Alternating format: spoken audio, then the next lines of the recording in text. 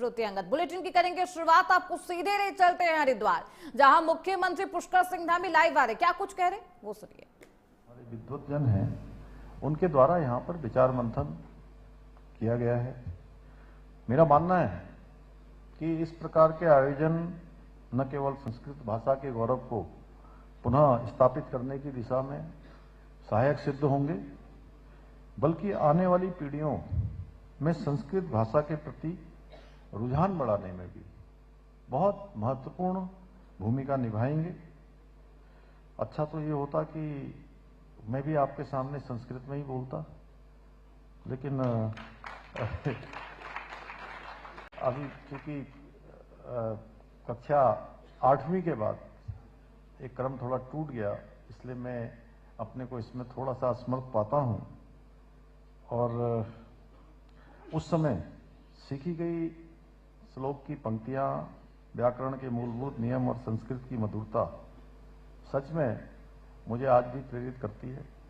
बहुत सारे श्लोक जो उस समय के मुझे कंठस्थ हैं, वो बाल्यकाल में जो संस्कृत में हम लोगों ने पढ़ाई करी उसी का परिणाम है। जैसे अभी भाई साहब वसुधैव कुटुंबकम की बात कर रहे थे, तो एक श्लोक कक्षा 6 में हमने पढ़ा था, अयम निजम परोवेति गणना लघु चेतसाम उदार चरित्रा नाम वसुधैव तो कुटुंबकम।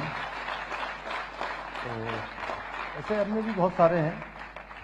भाइयों बहनों, संस्कृत भाषा अन्य भाषाओं की भांति केवल अभिव्यक्ति का साधन मात्र नहीं है, बल्कि यह हमारी संस्कृति, परंपरा, ज्ञान और विज्ञान का मूल आधार है। संस्कृत भाषा के आधार पर ही प्राचीन मानव सभ्यताओं का विकास संभव हो सका है। हम सभी को ज्ञात है कि विश्व की अधिकतर भाषाएं उनकी जड़ें किसी न किसी रूप में संस्कृत से जुड़ी हुई हैं। और सनातन संस्कृति के वैदिक काल इतिहास को अगर हम देखेंगे तो हमारे समस्त वेद, पुराण और उपनिषद, इसकी रचना संस्कृत में ही की गई है। संस्कृत भाषा अनादि और अनंत है और माना जाता है कि संस्कृत का आविष्कार देवताओं ने किया, इसलिए इसको देववाणी भी कहा जाता है। हमारे यहाँ संस्कृत के बारे में कहा गया है, अमृतम संस्कृतम मित्र सरसम सरलम वचः एकता मूलकम राष्ट्रीय ज्ञान विज्ञान पोषकम। अर्थात हमारी संस्कृत भाषा सरस भी है, सरल भी है, और संस्कृत अपने विचारों, साहित्यों के माध्यम से ज्ञान विज्ञान और राष्ट्रीय एकता का पोषण करती है। संस्कृत की व्यापकता का प्रमाण इस बात से भी लगाया जा सकता है कि आयुर्वेद से लेकर योग तक, दर्शन से लेकर गणित तक, साहित्य से लेकर विज्ञान तक और खगोल शास्त्र से लेकर शल्य चिकित्सा तक, प्रत्येक क्षेत्र में जो प्राचीन ग्रंथ हैं वो सभी संस्कृत भाषा में रचे गए हैं। 19वीं शताब्दी में जब कुछ विदेशी विद्वानों ने भारतीय ज्ञान परंपरा के वो संपर्क में आए, तब वो देखकर ये आश्चर्यचकित हो गए कि यहाँ की प्राचीन ऋषि परंपरा, वेद, उपनिषद, दर्शन, गणित, खगोल, साहित्य, व्याकरण जैसे विषयों का कितना व्यापक और गहरा ज्ञान संस्कृत भाषा में सुरक्षित है। यूरोप के विद्वानों ने भी जब वेद, उपनिषद, पुराण और महाकाव्यों का मूल रूप में अध्ययन किया, तो पूरी दुनिया में भारत की विचारधारा के प्रति उनके मन में भी एक सम्मान की भावना उत्पन्न हुई। 1789 में सर विलियम जोन्स द्वारा अभिज्ञान शकुंतलम के अनुवाद ने यूरोपीय साहित्यिक जगत में उत्साह की नई तरंग भर दी। इस अनुवाद को पढ़कर जर्मनी के महाकवि गेटे ने कहा था, यदि बसंत की मोहकता, ग्रीष्म का सौंदर्य, प्रकृति का आकर्षण, स्वर्ग धरती का मिलन एक साथ देखना हो तो शकुंतलम इसका नाम है, जिसमें सब कुछ समाहित है। गेटे ने अपने महान नाटक फोस्ट को पूरा करते समय भी कालिदास से प्रेरणा ली। जॉन्स और मैक्स मुलर जैसे विद्वानों ने पश्चिम में संस्कृत अध्ययन को एक नई दिशा दी।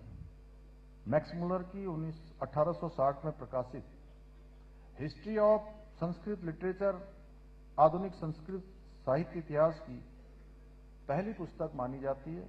इसके पश्चात वेबर, सोडर, ओल्डेनबर्ग, फ्रेजर, मैकडॉनल जैसे विद्वानों ने संस्कृत साहित्य के अनेक नए आयाम विश्व के सामने रखे।